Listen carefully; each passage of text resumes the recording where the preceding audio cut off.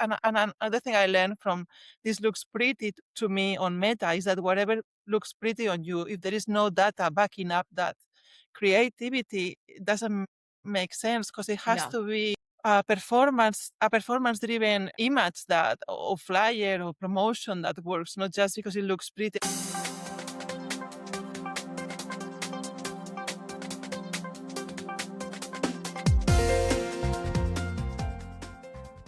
This episode of PPC Live, the podcast, is sponsored by AdSquire. AdSquire are a small team of passionate and focused legal marketers that do what it takes to get law firms spectacular results. With the landscape always changing, they stay on top of the trends and are first to find and use new strategies to accomplish this for their clients. And so if you're a law firm, you definitely want to give them a call. They've been not one of the first, they've been the first to get to serve a lawyer ad on ChatGPT. And we know that even with all like the fact that it's very new, you really want to be testing some of these new strategies very early. And yeah, the AdSquire team have got inside knowledge on how to do that and have started doing that for their clients already. So if you want to have your ads showing in ChatGPT and you're a law firm, they're the ones to contact. So please go to adsquire.com to find out how much they can help you. Hello and welcome to PPC Live, the podcast. I'm your host, Anu, the founder of PPC Live. And as usual, we're speaking to PPC experts about the biggest F-up and how they've turned things around. We share about what things have been disappointing, what were the biggest learnings they have from it, and how it has really affected how they do their jobs today. And these are people who are still experts, head of agencies, head of departments, happy clients because they love working with these folks. And today I have the pleasure of speaking to Laura Abreu, who is out of Barcelona, very lovely lady who I even met at the in Porto when she was judging the awards alongside myself for the European Search Awards. So yeah, this is someone that is quite very revered in the industry. And she speaks about the folly of going ahead with managing an account that she knows is not going to work well. There's knows that, yeah, there's failure in the near future for this account, but going ahead with it anyway, and what her learnings are for it, how it affected her, how she got herself back up into the game to allow her to continue to be the expert that she is today. So, yeah, let's go speak to Laura. Hello, Laura. Welcome to PPC Live, the podcast. Hi, Anu. How are you? I am very well, thank you. I'm very well. Thank you, Laura, for joining me today. It's like, yeah, another one of those people who, because of what this podcast is about, it's about sharing mistakes, sharing the wins. And Laura and I, we just had a very nice conversation earlier to this. And, you know, it's not surprising. She launched into some of the great stuff that she's been doing. And that will even come up in like a fun fact, you know. But yeah, we're going to talk about the things that led us there, the road that came up to here. So who's Laura? Laura has 12 years of experience across Europe, Asia, Pacific, the likes of Hong Kong and Australia. And she's even lived there for a while. And she brings a global perspective to performance-driven lead generation and traffic campaigns while building and scaling also SEO strategies tailored to diverse international markets. So she's very much like a, integrated strategist kind of person who works across Yes. paid search, has worked across paid search and SEO as well, which I always love when I hear that. There's too many silos of like SEO is on that side, PPC on that side, and the PPC Right? don't know what the SEO is doing, and it's not great. Another bit of the show I like to show is sharing a fun fact. So, Laura, do you have a fun fact to share us? Anything interesting of like where you've lived before? Any interesting hobbies that you have? Yeah, I've lived in India for almost 6 months, and Wow. I was on the road once, and there was a guy riding an elephant next to me on the biggest highway on a Saturday night. So that was pretty impressive. Wow. Yeah. I've never seen that before, but like you do hear that the elephants are sacred animals in India. I have Yes. heard that before. So I'm not surprised you see that. How did that make you feel? Are you like a bit like, sorry, what's going on? Like, did Yeah. everybody else have to get out of the way when he was riding on the elephant?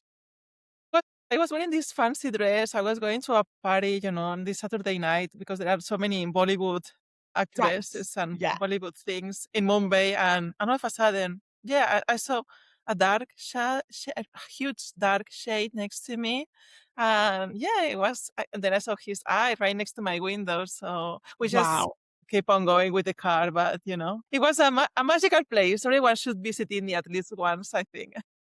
Yeah, I agree. I agree. Yeah, I'm hoping to have India on my list of travels soon. I've never been before, so yeah, that'll be one exciting place to go to. Anyway, we don't have too much time. We don't want to waste anybody's time in terms of what we're going to be talking about today. So let's dive into it. We've got another great story for you about how you know. Yeah, Laura kind of just didn't kind of make the decision earlier on in her career, and that really helped her make better decisions and continue to be the expert as she is in her career today. So yeah, Laura, please go ahead. What's the F up you'd like to share with us today? The biggest mistake I've done probably is not, I don't want to sound spiritual, but not following your gut and just saying yes to the wrong client. If you see that business model is not going to work, if they haven't tested the market before, don't go for it. I've been there and it's been emotionally draining and definitely not worth the money. Yeah. Yeah. That was an e-commerce. So yeah, go on. Tell us what happened. What Yeah. led to you taking this client? When did you start realizing that it was the wrong client? Yeah. So I was working for a business in Hong Kong and then a friend of mine reached out to me. I'm running this female entrepreneur association, and there is one of the members. She wants to launch this new business. Why don't you run ads for her, and I do the PR part. And then it was my very first client. So I said, yes, why not? But there was something inside me that I just could see that business model wasn't right. Basically, it was an e-commerce and Yeah. she was selling beauty products, but Yeah. from well-known brands such as Clinique. She say all these big brands you can find on any drugstore. But she was selling those brands at the same price that you can find them on Boots or on any other drugstore. So there was not really a difference on why would they choose you if they don't know your e-commerce versus just going to Boots or to any drugstore and get them from that site. So for me, that was the biggest red flag. But she had all her hopes on us. She really wants us to do the job, and I accepted. And it didn't succeed. We didn't got any sale, not a single one, and it Okay. was. What type of campaigns did you set up? Like, was it just like normal search campaigns? Because you said this was quite early. Like, how many years ago was this? So this was almost 9 years ago. So it was Okay. quite a long, long time. So this is before PMAX, before really Yes, AI kicked off. We're doing just like, let's put some keywords together, write the ad copy.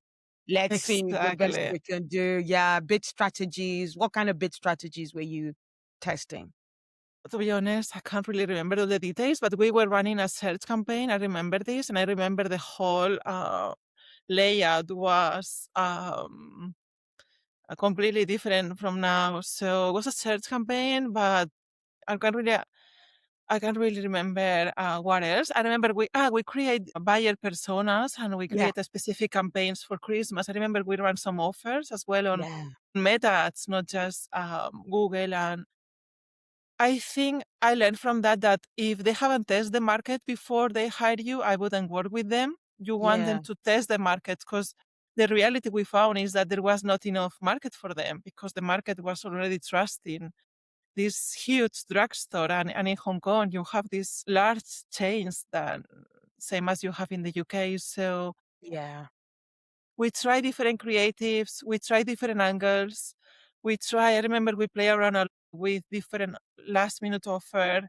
Sure. We prepare these packages because for men, they also have beauty products. So we prepare specific packages for them. Yeah, We did a media sort of dinner and then we used these testimonials for the creatives. No, we use these testimonials, but nothing worked. And she was obviously really upset with us. And it was yeah, a huge lesson very early on, but yeah. And how many months? Like, so how long did it take before you just accepted, look, this is not working out? it was more than 1 month. I would say it was around 3 months. Wow. Yeah, and because we were testing different angles, because we couldn't guess what was uh, we couldn't guess what was the reason that it Yeah. wasn't working, and we were Mm. really, really young. I mean, it was almost 9 years ago, so it was, we were new doing that, and it was a new market, and we sort of tried to tell her it wasn't working, but she wanted to try. So I would say just don't follow what the client is telling you. At some point, she was leading or the strategy instead of Yeah. us. So if Leading. you follow what the client wants, it doesn't usually take you to the right place, because otherwise they would do it themselves. So just because they think there was a lot of think this looks nice, and another thing I learned from this looks pretty to me on Meta is that whatever looks pretty on you, if there is no data backing up that creativity, it doesn't make sense, because it has No. to be a performance driven image that or flyer or promotion that works, not just because it looks pretty. And another thing I learned from this looks pretty to me on Meta is that whatever looks pretty on you, if there is no data backing up that creativity, it doesn't make sense, because it has No. to be a performance driven image that or flyer or promotion that works, not just because it looks pretty. I remember we used to spend Yeah. money on a whole shooting and all this, because we tried really hard to make it work. It was not that Yeah. we weren't doing our job. It was we were working long hours just to make it work, before realizing that it was not. They didn't do the proper business research Yeah. to see if Yeah. there was a gap in the market. It was she liked beauty products, so she wanted to have an Beauty e-commerce, company. and Yeah. that's it. That was all, and she Yeah. had the money. She had the money because Yeah. she was working in banking, Yeah. Okay. Okay. right? Sure. So I have money. I'm bored of my job. I just want to have this e-commerce. I have not. And that's what I learned, that they have to do their own homework, because you need to do a whole business plan on if the countries you are targeting have enough demand for what you're offering, and what you're offering is different from the other competitors, because if they've been there for a longer period of time, they're gonna obviously get the clients before you. Mm. So I also learned that from future clients. I'm like, okay, have you done your homework? Like, have you done your part? Because they think because they hire you, you're gonna all of a sudden Yeah. make that business a successful business, when there is no the fundamentals are not right. So there is no Yeah. basement. The basement is not stable. Yeah. Yeah. The fundamentals, yeah, if the foundations is not stable, if you've not Foundations. done, yeah, if you've not done your research, it's so important. Like, and I even love the bit of like where you said about, the customer. Like, if you don't know, knowing what the customer needs, or even the bit about the creatives saying that, "Oh, this looks nice." That's even something that I learned at like a mini MBA course that I took. That even at MBA level, they'll still teach the students, you are not the customer. You, as the marketer, Yes, trying to do not go on your guard. Do not be like, oh, I like how this looks. As soon I as like. person trying to promote something, you are the worst person to judge what good Yes, creative is. It's the person who is purely the customer, who has no interest in actually making money, that needs to look at it and exactly. like it. And so, yeah, some of us, it's just so surprising. Some people don't really get that. You see a I couldn't. marketer going, "Oh, that looks nice, so yeah, I'm going to use it," and then like it didn't work, and you have no idea why. And it's like, well, you should have asked the customer. Before you go out, Yeah. you need to have asked the customer. Yeah, because she was a brilliant woman. Because we believe on Yeah, her products as well. We believe on her business as well. We like the yeah, commerce, because she was a successful banker woman, in Hong Kong, making this huge salary per month, and she was quite successful. So we thought, like, she's a smart, intelligent woman. She knows what she's doing. Let's just run sure. ads for her.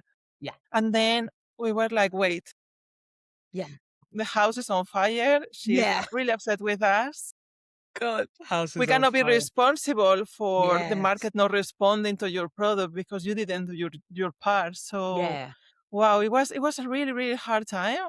yeah. Can you imagine, with my very first client, I was so scared and sad. It was really sad. So yeah, exactly. There's another point I like pointing, bringing up in these chats is how that experience, what it did make you feel, how did it Terrible. affect your confidence? Did you kind Oh, of think of quitting? when this happened? Yes. Yeah, God. actually, I didn't really take on more clients. It was terrible emotionally because I think media buyers, we have all this ego, right? We sort of relate our worth with the results we get to the Yes. clients. There is some we have to separate that, but I think it's sort of linked to us, right? Because when we get this achievement, it's sort of, I did that. I Yes, know it's exactly. A terrible, great kind but of pride. A you know, pride, like, oh my God, yeah, I raised that performance. I made the client a lot of money. There's a lot of yeah. pride and our self-worth that we tie to that. Yes. You know, or on your team. Obviously, it's not a me thing, right? It's a team thing, but it's like our team will get that, right? Because you see the analytics and it feels amazing. So it felt terrible back then. I mean, we sort of ended our friendship with my friend that was with the PR thing because I was Wow. like, how come you accepted this client? I was so mad at her because she was sort of, whatever it is not our fault. And I'm like, of course it is. We are responsible of these non-results we are delivering. And she was from Paris, people. I'm sorry, I don't want anyone make feel bad, but honestly, We're not saying all people from Paris are I'm not horrible saying. people. No. But look, I'm Spanish and I take the pride. Yeah, we like to Yeah. party. Yeah, we like siestas every now and then. So yeah, I take whatever you tell me about Spain, I can sort of relate to that. So, anyway, she was like, oh, but it's not my problem, but my problem, whatever. And I was like, Oh my gosh. listen, It is. It he's been is. invested, he's been in us, and you are sort of not responding anymore. We have to say something to her. And then she was like, I want my money back. It was terrible. I think I stopped running ads for a while after that. Yeah, I was just Wow. doing social media content. I was Okay. traumatized My for God. years, of course, because I thought, I'm not worth it. Of course, because the client makes you feel as well, right? Yeah. I felt Yeah. I was not worth it. I felt I wasn't good enough. All the terrible Yeah. things she made me feel for Yeah. months or for years after that experience, of course. So So it's not since just sorry, go on. Yeah? Go on. so it's not just taking the wrong client that's obviously gonna make them lose money. It's how that's gonna make you feel in the long term because you relate that experience with your self-worth or with your professional worth. So think about that. Even if you need the money or need the experience, think about how that's gonna make you feel if you don't get the results because Yeah. the client didn't do her part. Yeah. It's something to Yeah. consider. So that's why I don't just take clients for the fee. I think about, okay, I try to visualize what I can Yeah. really do for them, what they've been Yeah. doing, and what's her character or her Yeah. personality like. Because if she's going to be telling me what to do, then I'm not, you have to consider all these factors. It's not Yes. just publishing a campaign or launching a Yeah. campaign. Absolutely. And so like you took a break from Google Ads. What made you come back into what was the next campaign, the Google Ads campaign you then managed after that, and how did that go and go? A good question. I was in Hong Kong, then I went to Australia. Probably, let me think. I have to think. Probably because it was years after that Yeah, it experience, so was it took me years after some years. Yeah, time. about 9 years ago. But you came back. You decided to you ran another, paid media Yeah, campaign after that from your experience. Actually, yeah, don't worry. We don't need to go into that. But like, so if you now look back, what would you have done differently? What can you say that this is what I would not have done, especially? yeah. So when I first met the client and I knew about her business model, when she told us about her business, there was something within me that made me consider that it was a risky client because she didn't test the market first. So from that very first moment, I made sure the expectations were set.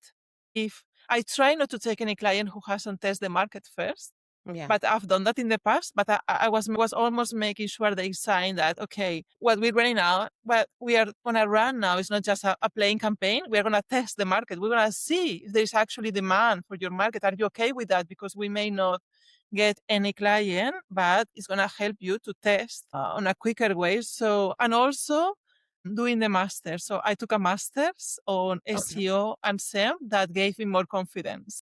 Yes. Probably after the master's, which was a few years after my very first client, Yeah. I felt way more confident because we had teachers that were running campaigns. I don't think just watching YouTube is enough. I No. I was trying to No. encourage people to educate Yeah. themselves, not just because back then I didn't have any course on Google Ads. I was just No. self-learning, and I think having teachers and doing a whole year on this master's SEO and SEM gave me the confidence back. I would say that was the moment where I'm like, okay, I'm ready to go back to Sure. run ads again. I know what I'm doing now, and I know when to say no. It's very important to say no, to know when to Yeah. say no, I think, when you're a Yeah. freelancer. Absolutely. Absolutely very important. So if someone has just gone through this, someone has taken on a client that they thought was not a good client. They thought the business model was not is not great. It's not going to work on Google Ads, but they did it anyway. They took the client on and now they're seeing bad performance. What's your advice to them?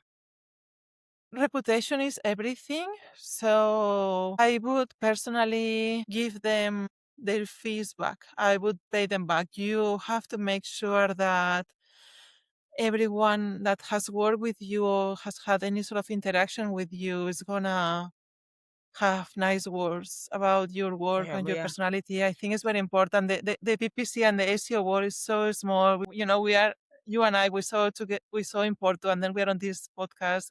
Yeah.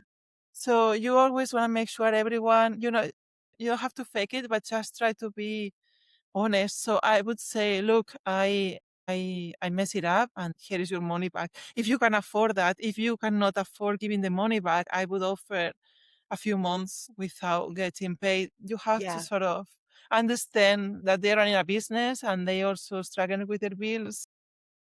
Yeah. Yeah. Absolutely. Yeah, it's really important that we make it clear that we value that someone has given us their money. Yes, we know that sometimes Yeah.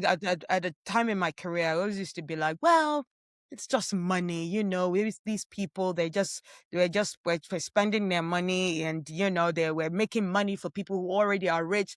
Because on one hand, someone could argue that, oh, this lady's in banking, so she's got money, so she's well off. Maybe she even has like, good inheritance from, grandparents or something like Yes, that. she had. But it doesn't matter. It doesn't matter if this person has you don't get to decide how that person's money goes. And if you made promises of how good Google Ads is gonna go and Mm, it doesn't, yeah, it's definitely very important to try to make it up to that person as much as possible. And yeah, yes. yeah, And yeah, be honest. Be honest about what happened. yeah, Say, I don't know what else to do. I've done that to a client. I said, I don't know what else to do. I've done my best. And because she saw me being honest, she wanted me to keep working for him, not just running ads. That was another thing long time ago. But just be honest about, because then when you get good results, which after my master's, I got only good results. You get referrals. So that's the yeah, best way to grow, yeah, is someone calling you, hey, someone recommended your services. And that's how I've been growing for the last 5 years, nice, through referrals. I never advertise my services. So that's what you have to nice, aim for, being yeah. recommended. Yeah, absolutely. No, that's amazing. That's amazing. So, like, what would you say that from that story, that particular example, what do you now do differently now? Especially now in the past 5 years, you get, because that one was a recommendation from a friend and you saw this Yes. client and, so one might go like, you might be a bit nervous about taking recommendations now, but you do now and you're being successful at it. So what from that story did you learn that has made you do things differently now? Yeah, I'm gonna sound a bit harsh now, but I don't work for friends or family. That's what I Yeah. learned. You know what? That's I not don't do harsh. favors. I I don't do don't think favors. that's harsh. I think we underestimate and we minimalize how important that rule is. Some people are like, oh, it's our friends, it's our family, our relationship Yeah, will hold yeah. strong. Be careful. Sorry, go on. But I totally agree with you. That's a Yeah, very good. because she was a really good friend of mine. Not the Yeah. client. Also, she was a lovely woman, but the girl that recommended me, she was a lovely friend, Yeah. and we stopped our friendship. And I miss her to this day. So I don't work for friends. So because then, if you don't work for friends or family, you have a more of a objective point of view on what Yes. can you do for them, and then you don't have this. Oh, just because she's my sister or whatever. I'm just gonna do this. No, no, no, no, no. I try to separate because I think when we do media buying, we have to be really analytical and non-emotional. We have to have any sort of attachment because these numbers, and we have to make numbers, and we don't do any sort of favors. We just have to numbers make numbers. So we have to be really cold hearted with the account.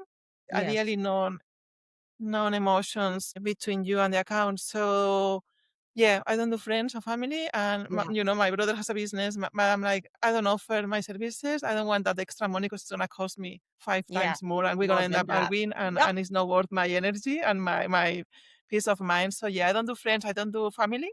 I don't do neighbors. I don't do anyone like, oh, I know anyone. No, I don't do these things. I just like call either someone calling to me through a client, and then I analyze their business. I'm like, okay, my first question is, have you sold before? Like, are you selling? What's Yeah. your, Yeah. are you getting any? And then I ask them, what do your clients say about your service, your product? Do they like it? Because if they don't like it, I'm like, all I say is that I don't do magic. I just magnify what you're already doing. If you have Yes. a big yes, you're gonna get a bigger. Yes. So and I set up expectations really low.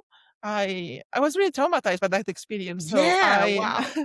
I'm sorry. I no, no, I never talk about it. So it's sort of a therapy thing for me now. Yeah, that's the point. That's why I'm bringing people on this show. Talk about it. Have your therapy about this situation that happened, so that you can fully move on and be Yes, confident in who I you are feel now today. Yeah, I'm ready to honestly, move on. Yeah, so I forgot what I was gonna say. Yeah, I under promise and over deliver. deliver. Fantastic. So I can see I can get them, 10 times, whatever. I'm like, well, maybe, we can double, triple, let's see, with numbers. And then I over deliver. So I Mm, always get this wow effect by this and just being yeah, very data driven. So yeah, I follow that, I follow numbers, and I'm much more cautious on, the business strategy, the whole yeah, setup. Yeah. yeah. Yeah. Nah, that's amazing. That's really, really cool point.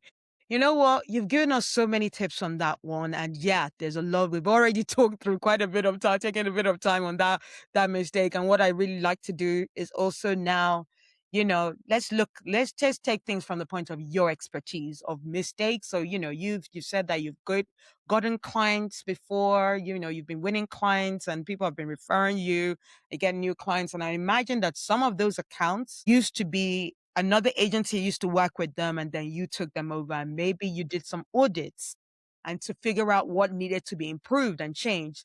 Now, in those times that you've done those kind of audits, what are some of the mistakes that you've seen that really surprise you, that shocks you, that maybe you're shocked that you see it at all, or you're shocked that how often you're seeing it from across several different accounts. Do you have any examples of that? Yeah, many examples and also my own mistakes. We make mistakes every day. It's called iteration or whatever, but we all make. So probably, I think in Australia, when I started auditing this account, I saw a lot of, that was a meta ads audit. I saw a lot of dynamic ads that weren't performing. They had like 9 or 10 dynamic creatives. Yeah, It was only one creative getting all the leads, and yeah, they didn't post the other ones or test different creatives. So yeah. they were running for months, and I'm like, can you not see what's not performing? Because if you post that or just delete them, you're gonna get the winning creative more seen for your public Yes, audience. So I think that I see a lot of, and I've done that myself as well, set and forget. yes, Yeah, I think people underestimate how much you have to be on the campaigns, not only posting the keywords that are not giving you any clicks, but also readjusting the copy on Google, maybe trying to find the right call to action. I see really long text on meta ads, the description copies really long. So if I make them shorter within 3 lines that you don't have the 3 dots, you get a higher click-through rate. So I've seen a lot of lead generation campaigns that they send you to the website yeah, and they are not testing meta forms. So within the platform, you usually get way more forms if they don't have to leave the Yeah. platform. So I see a lot of that.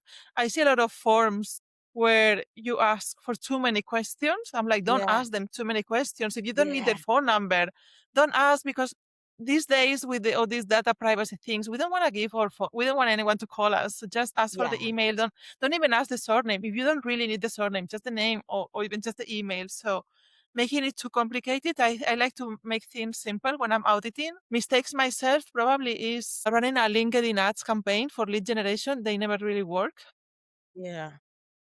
as much as I wanted. Mm. So lead Yeah, generation campaign for LinkedIn, you feel like not a great strategy. Has it just been, do you feel like it's maybe like depending on the industry or depending on something? the industry, but it's a hard one. It's a hard one. It's a hard one. I mean, I had some real estate clients. What I like about LinkedIn is that you can run the carousel and then have five different call to actions. Sure. So they've worked well for downloading, for sort of the warm up Mm. part of the funnel. But for Yeah, lead generation, it's not. It can be hard. It can be hard. it How can be about really in hard. terms of like the AI times, AI like AI Max, DSA going away in preference for AI Max, and just in terms of just how we're using AI for work and our workflow, are there ways that the people are using it that you think is wrong that we should try to stop? Yes, many ways. The thing with AI is that with placements, you cannot really see where they're gonna show your ad. Yeah. So I have some specific campaigns that I just want to show on stories, Instagram stories or Facebook stories, because of the format, they have the whole screen. So I like to use manual sometimes. Have really bad results sometimes if I use this AI sort of setup, but then the advantage plans works well. I'm just trying to think. What I've seen also in Australia, some of my colleagues were using the AI generated descriptions. They were Yeah. terrible. They looked terrible to me. Oh yeah. Yeah, and yeah, that's terrible. And also using the dash. Stop using the dash on your copies. We know it's ChatGPT The doing that. long dash, yeah, the long. Although some people they have their like they've been using the M dash way Yeah. before AI was using it, and that's part of their language. I don't know. I think the M dash Yeah. one, it's a split one. Some people will be like, yes, I definitely shouldn't use it. Some people are like, well, I've been using M dashes. There are people who are writers, people who've written books and written, award winning like blogs Yeah. kind of thing. They'll be like, I use M dash, and that does not mean my content is AI. So I don't know. I think that one might be a mixed one. But in terms of just like this whole people I feel like AI is gonna take over a lot of things in terms of like Claude being used, alongside. What would you think? What should people really try to focus on with your advice in the next few years in terms of how they'll use it, how they should use AI? I think I was on a panel talking about this 2 months ago. I don't know what do you think, Anu, but I think it's gonna be about how good you are using AI. So we're gonna have this. Okay, how comfortable are you? Do you feel with cloud? Can you do autom- automations? Automations. See. So we have to be proficient at cloud, Yeah, and yeah, right now I think it's cloud the one, but probably gonna have more tools. So we yeah, have to just keep on being proficient and try to automate tasks, setting up the alerts on when the cost per click goes higher than cost per lead goes higher than X number. So setting up these alerts, we have to automate so we yeah. can afford to take on more clients Yeah, and be more strategic with our clients too. There's some things that we shouldn't be doing manually anymore anyway. anymore. So Yeah. yeah, yeah, that's what AI is there for. Laura, that's been a fantastic conversation. You've given us so much great advice there. Thank you for sharing that mistake that you had. And I'm really glad that even though that it got you scared about working in Google Ads account, you came back to it. So, cause yeah, we need more experts like you. So well done. And Thank for, you. yeah, so then congratulations for like staying in the industry. being a judge. And so clearly you're doing something very well because, you're even judging accounts now. So, that is absolutely fantastic. But Thank yeah, you. before we go, my very last question that is like the now chill, no, really not a really PPC question, but like if your career were a movie, if your PPC career was a movie, what would the movie title be? Probably Catch Me If You Can because I've moved around so many times. Yeah, I love that. Genuinely, I do because I love that movie with Leonardo DiCaprio and Yeah, it's a Tom great Hanks. movie, right? Everyone should go watch it. In fact, I'm going to put a section on the website as to all the movies that people have suggested because I just think I it's just so cool so that people can be like, that movie, and maybe I'll try check out that movie. Yeah, so catch me if you can because you've moved around. And where are you living right now? I'm in Barcelona. Yeah, in Barcelona. Yeah. Yeah, and people should Enjoying come go the to Barcelona. Barcelona is beautiful. Yeah, let me Yeah. know next time you're here. And I don't have any plans yet, but you never know, just catch me if you can. Yeah, we'll try and catch you if you can, because who knows, you might have gone somewhere else by the time we got to Yeah, Barcelona. maybe. Who knows? Oh, bless. But yeah, if people want to hear about where you're going to be moving to next, or any of the advice that you like to give, where can people find you? I would say LinkedIn because I keep changing sometimes my phone and everything. I promise you, I'm not running away from anyone, but sometimes I get my SIM cards, they get expired, or I still have the Australian one. So I would say LinkedIn, my name, LinkedIn. they just can send me a request. I want to do like the YouTubers, they do like here. Yeah, go And down. yeah, I wish we'll share it all in the show notes and in the transcript and everything. So people just go and look out for that. And yeah, that'll be great.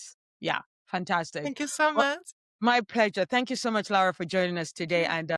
yeah, I'm sure we'll catch up soon. Cheers, Laura. See Bye. you. Thank you so much, Laura, for sharing that very honest and transparent experience, especially how it really got you into the position of thinking of giving up on the industry altogether. But we're so glad that you didn't. And yeah, remember, as an advertiser, we don't know the best ads. We don't know the best ads for the customer, and it's really important that we're really understanding what the customer wants, what the brand looks like, what the brand needs to be, what the product needs to be, because if you just try to advertise something that is a bad product, you're just making it bigger, putting highlights on something that is not really great. PPC doesn't fix. It does just amplifies what it's already there, as an important takeaway from that conversation with Laura. For the full information and the full transcript, not just the show notes, please go to podcast.ppc.live. And yeah, always as usual, excited to share updates about our next PPC Live event, which is happening on the 29th of July. Tickets, of course, are live, but an even early bird sale has ended. That ended last Sunday. But yeah, it's only £10 up higher for a fantastic afternoon of great chats about how to ensure that, you understand what the paid search role is going to be in this, present day of AI and the future of AI.